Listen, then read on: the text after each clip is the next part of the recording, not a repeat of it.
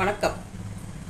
இன்றைக்கி நான் எதை பற்றி நான் சொல்ல போகிறேன்னா, இந்த லைவு வீடியோ இதுகளில் வந்து பேட் கமெண்ட் போடுறவங்கள பற்றி தான் இந்த பதிவு. சரிங்களா? தயவுசெய்து கடைசி வரையும் பாருங்கள். ஓகேங்களா? பேட் கமெண்ட் போடுறத பற்றி நான் நிறையா பதிவுகள் போட்டிருக்கேன். இருந்தாலும் இப்போயும் நான் போடுறேன். தேவையில்லாமல் வந்து எல்லா லைவ் நானும் கிடையாது, எல்லா பெண்களாக இருக்கிற அத்தனை பேரோட லைவுக்கும் வந்து போய் அவங்களால முடிந்த ஒரு பேடான சொற்கள் இல்லை கோபம், அவங்க செய்கிற செயலவே தப்பாக சொல்லி இந்த மாதிரி வந்து பேட் கமெண்ட் நிறைய பேர் போடுறாங்க. இதில் அவங்களுக்கு வந்து ஒரு அல்ப சந்தோஷம், அதில் நம்ம ஜெயிச்சிட்டோன்ற ஒரு தெனாவட்டு அவங்களுக்கு, அவங்கள வெறுப்பேற்றிட்டோம், அவங்கள கோவப்பட வச்சுட்டோம், அவங்கள அழுக வச்சுட்டோம் அப்படின்ற ஒரு தெனாவட்டு வந்து நிறைய மனிதர்களுக்கு, நிறைய தம்பிகளுக்கு இருக்குது. சரிங்களா? அந்த தம்பிகள் பேட் கமெண்ட் போடுற தம்பிகளுக்கெல்லாம் நான் ஒரு சொல்கிறேன். நான் உங்களுக்கு ஒரு அக்காவாக சொல்கிறேன். நான் வந்து ஆன்மீகத்தை பற்றி எனக்கு கடவுள், அதாவது ஆன்மீகன்றது வந்து நிறைய விஷயங்களை படித்து தெரிஞ்சு யாரோ சொல்லி கேட்டு நான் ஆன்மீகம் படிக்கலை. ஓகேங்களா? ஆன்மீகம் என்பது, கடவுள் என்பது எனக்குள்ளே செயல்படுகிற ஒரு சக்தியாக இருக்குது. கடவுள் மட்டும் இல்லாமல் எல்லா ஒரு சக்தியும் எனக்குள்ளே செயல்படும். ஓகேங்களா? ஆவியா, பேயா, ஆத்மாவா, எது என்ன பாவம், இந்த மாதிரி விஷயங்கள் போல எனக்குள்ளே செயல்பட்டுக்கிட்டு தான் இருக்குது. ஒரு 18 வருஷம் அந்த ஒரு பயணம் என்னோட இருக்குது. அதனால் எல்லாமே நான் உணர்ந்துட்டு இருக்கிறேன். எதனால் எது வரும், எதனால் மக்கள் கஷ்டப்படுறாங்க, எதனால் இந்த துன்பம் வருது அப்படின்றதெல்லாம் நம்ம ஒரு ஆராய்ந்து பார்த்தோம்னா நமக்கு வந்து எல்லாமே அவங்க சொல்லுவாங்க. நான் படிக்க வேண்டிய அவசியம் இல்லை. சரிங்களா? எனக்கு எல்லாத்தையுமே அவங்க சொல்லிடுவாங்க. இதனால் இது செஞ்சால் அது வரும், இதனால் இது செஞ்சால் அது வரும். அதில் நான் அனுபவிச்சதுனால நான் உங்களுக்கு சொல்கிறேன். அதை நான் உணர்ந்ததுனால, அனுபவிச்சதுனால நான் உங்களுக்கு சொல்கிறேன். பேட் கமெண்ட் போட்டு நீங்கள் அதை என்ன ஒரு சந்தோஷத்தை பார்க்குறீங்கிறது எனக்கு தெரியல. இன்றைக்கி ஒரு கமெண்ட்டில் கூட ஒரு தம்பி வந்து பேசுகிறது, என்னால் அடக்க முடியல, என்னோட இது அப்படியே அந்த அளவுக்கு இருக்குது அப்படின்ற மாதிரியான கமெண்ட் அந்த தம்பி போடும். நம்மளை நாம் அடக்கணும். அவன் தான் மனிதன், இல்லையில் அவன் ஒரு மிருகம். மிருகத்துக்கு ஒப்பானவனாக மாறிடுவான். நம்மளால் எல்லாத்தையுமே அடக்க முடியும், எல்லாத்தையும் செயல்படும்.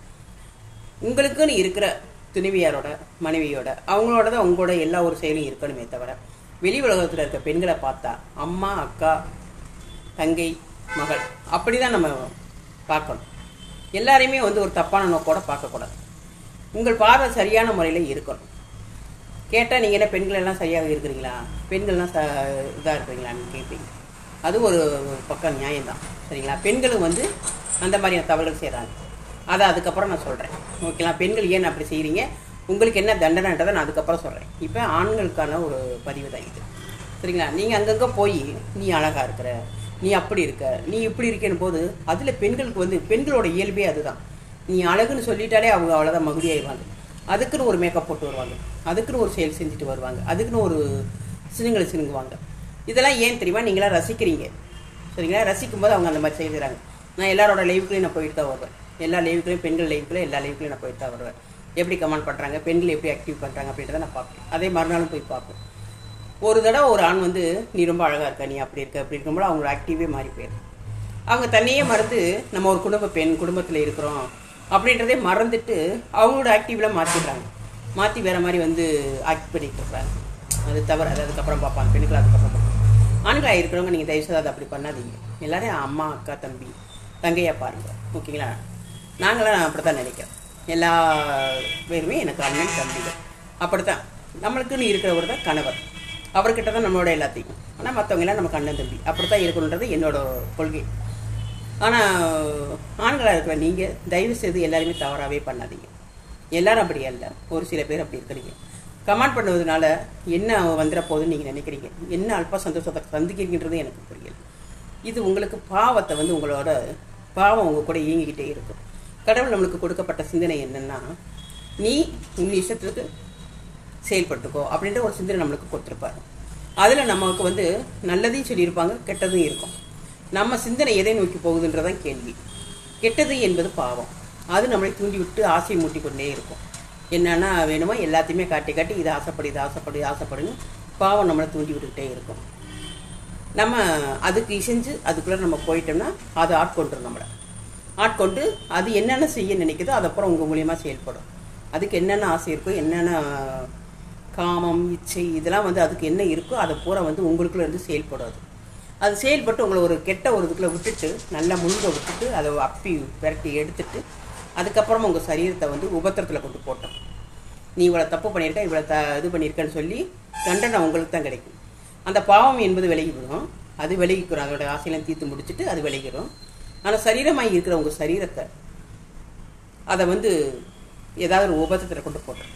உபத்திரம்னாலும் உபத்திரம் தாங்க முடியாத உபத்திரமாக இருக்கும். நீங்கள் அப்பா ஐயோ அம்மா அதான் கத்துவீங்க. ஆனால் அதுவும் சந்தோஷமாக இருக்கும். நீங்கள் கத்துறது கஷ்டப்படுறது அதுவும் சந்தோஷமாக இருக்கும். இதை ரசிக்கும். பாவம் என்பது இதை தான் செய்யும், இந்த வேலையை தான் செய்யும். அதனால் சொல்கிறேன் தம்பி, நீங்கள் எல்லாம் எனக்கு தம்பியை தான், சரிங்களா? அதனால் நான் உங்களுக்கு சொல்கிறேன், எல்லாத்தையும் அறிஞ்சதுனால சொல்கிறேன். எல்லாரையும் போல நான் இல்லை. படித்து தெரிஞ்சு பணத்துக்காக அதுக்காக இதுக்காகலாம் நான் இல்லை.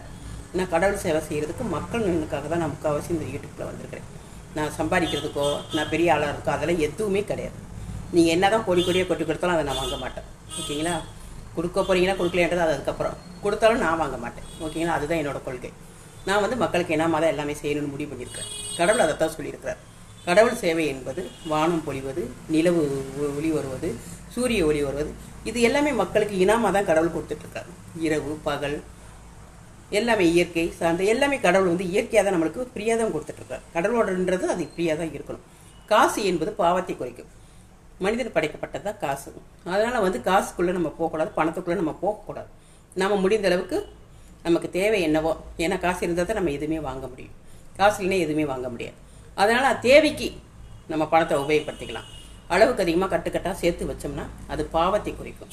அது ஒரு நாள் இல்லை, ஒரு நாள் கடவுள் கேள்வி கேட்க வருவார். கண்டிப்பாக பூமிக்கு வருவார். அவர் வரும்போது கேட்குற முதல் கேள்வி, இந்த பணம் யார்? இந்த பணம் எதுக்கு நீ வச்சுருக்க?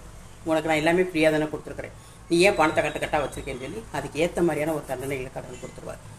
சரிங்களா? அதனால் பணம் நிறையா வச்சுருக்கிறது தவறு தான். அதை முடிந்த அளவுக்கு இல்லாதவங்களுக்கு கொடுத்து பழகுங்க, தெரிஞ்சுக்கோங்க. நான் சொல்கிறேன், இந்த யூடியூப்பை பார்க்குற இந்த வீடியோவை பார்க்குற யாராக இருந்தாலும் தெரிஞ்சுக்கோங்க. பணம் ரொம்ப இருப்பது அது பாவத்தை கொடுக்கும். அது கடவுளுக்கு சுத்தமாக பிடிக்காது. கடவுளுக்கு அது சுத்தமாக பிடிக்கவே பிடிக்காது. அதனால் அதை அவாய்ட் பண்ணிடுங்க. சரி, அதை இன்னொரு இதில் பேசிக்கிடுவோம். இப்போ இந்த பேட் கமெண்ட்டுக்காக நான் வரேன். தம்பிகளாக இருக்கிற நீங்கள் உங்களுக்கு நான் சொல்கிறேன், இனிமேல் இந்த செயலை விட்டுருங்க. உங்களுக்குள்ள நீங்கள் அடக்க கற்றுக்கோங்க. அடக்க கற்றுனா தான் மனிதன், இல்லையில் மிருகம். அதனால் போய் அங்கங்கே போய் பெண்கள்கிட்ட நீ அப்படி நீ இப்படி நீ செத்தா என்ன, நீ பொழைச்ச என்ன, நீ என்ன பெரிய டானா, நீ என்ன டக்கரா, யாரும் டானும் இல்லை டக்கரும் இல்லை, எல்லாமே மனித இனம் தான். நீ ஆண் நான் பெண், அவ்வளோதான். இதுதான் பாகுபாடு, வேறு எதுவுமே கிடையாது. அதனால் பேட் கமெண்ட் போகிறத தயவுசெய்து நிப்பாட்டிடுங்க. பிறர் மன நோக வடிக்கிறதை நிப்பாட்டிடுங்க. நீங்கள் ஒரு தடவை நோகடிச்சிங்கன்னா உங்களை 4 தடவை வந்து வச்சு செஞ்சிடும் பாவம். ஓகேங்களா? அது தெரியாமல் ஒரு செகண்ட் நீங்கள் தடுமானீங்களே முடிஞ்சு போச்சு வேலை. ஒரு வண்டியில் போகிறீங்க, ஒரு பைக்கில் போகிறீங்க, எதிரே போகிறீங்க, ஒரு செகண்ட் நீங்கள் தடுமானீங்கன்னா போச்சு, உங்களோட சரீரம் சின்ன பின்னமாக மாறிடும். சரிங்களா? அதை கருத்தில் வச்சுக்கோங்க, மனசில் வச்சுக்கோங்க. நம்ம சரியாக இருக்கிறோம், சரியாக போகிறோன்ற நினைப்பில் போகாதீங்க. ஒரு செகண்ட் மாறினாலும் உங்கள் சொல்லி முடிஞ்சிச்சு. அந்த பயம் உங்களுக்குள்ளே இருந்துகிட்டே இருக்கணும். அதனால் தவறுகளை பண்ணாதீங்க, யாரையும் அவதூறுவாக பேசாதீங்க. நன்றி, வணக்கம்.